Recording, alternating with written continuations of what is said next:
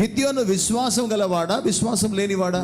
దేవుడేమంటున్నాడు, నేనే నీకు తోడై ఉన్నాను, నేను మిద్యానీయుల చేతులను నీకు అప్పచెప్పబోతున్నాను. ఒక్క వ్యక్తిని చెప్పినట్టుగా అక్కడ ఉన్న వారందరినీ నువ్వు హతపరుస్తావని చెప్పేసి సూటిగా చెప్పినా కూడా నువ్వు మాకు ఎలా సహాయం చేస్తావో మళ్ళీ నాకు చెప్పమంటున్నాడు. కొంతమంది బలహీనులే, కానీ ఎవరైనా సహాయం చేయడానికి వస్తే నువ్వు ఎట్లా సహాయం చేస్తావు?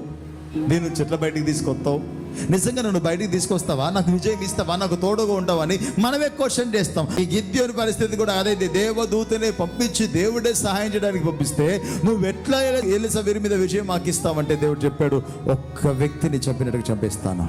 గిద్యోనుతో సమూహం సైన్యం చూస్తే 32,000 మంది. కానీ 32,000 మందిని చెదరగొట్టి దేవుడు ఏం చేస్తాడు తెలుసా?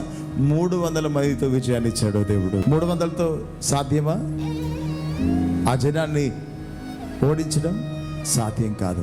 కానీ బైబిల్ చెప్తుంది, ఇది మనుషుల వల్ల జరిగిన కార్యం కాదు, ఇది నా దేవుని సహాయం వల్ల జరిగిన కార్యం అని రుజువు చేయడానికి దేవుడు ఏం చేస్తే తెలుసా?